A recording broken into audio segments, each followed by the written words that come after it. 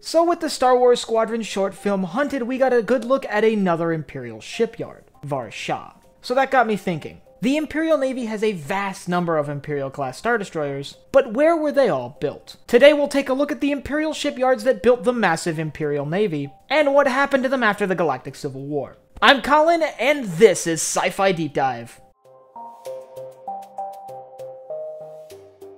Remember, if you enjoyed this video, to head down below and hit that subscribe button.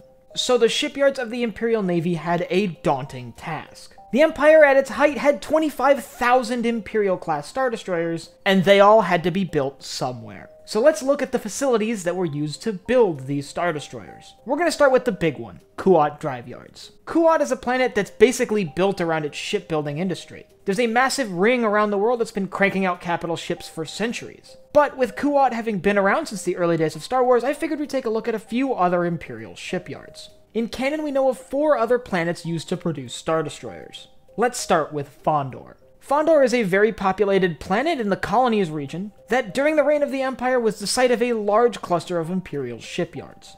Unlike Kuat, where the shipyards surrounded the whole planet, over Fondor the shipyards were relatively small ring-like stations, which appeared to be capable of docking and possibly constructing up to 6 Star Destroyers simultaneously. We get a really good look at the Fondor shipyards during the Battlefront 2 campaign.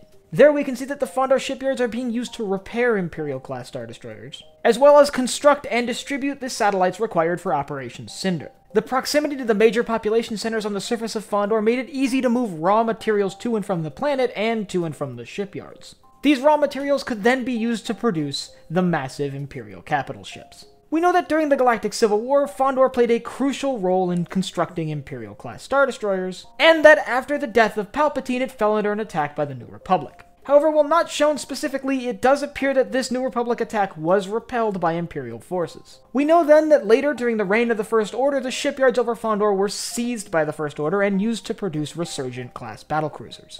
But the stations over Fondor aren't unique to the planet. We see them on 2 other worlds. We see a similar shipyard station over Scarif. That's right, while it was famous for housing the Death Star plans, Scarif was also one of the sites where the Empire produced their Imperial-Class Star Destroyers. This would prove relatively efficient because halfway through the Death Star's construction, the project was moved to Scarif. With the Death Star under construction over Scarif, there was already a large number of materials being shipped to the planet. So it makes sense to start building and operating shipyards to produce things like Imperial-Class Star Destroyers over that planet as well. And the last place we see these shipyards is the new location, Var Shaa. We don't know a ton about Var Shaa. It appears to be a relatively unpopulated world. However, we do see in orbit of the planet several Imperial shipyards, and we know that after the Battle of Endor, those shipyards came under an attack by the New Republic. And of course, as we see in the short film, these shipyards are in fact destroyed by the New Republic during the attack. Which brings us to the last world that the Empire used to produce Imperial-Class Star Destroyers. One that's actually no stranger to shipbuilding, Corellia. We see during the opening of Solo an Imperial-Class Star Destroyer being constructed on Corellia. Now, Corellia has a long history of shipbuilding, from the construction of the YT-1300 freighter to the construction of the CR-90 Corvette. They've constructed many of the ships that have become icons of Star Wars.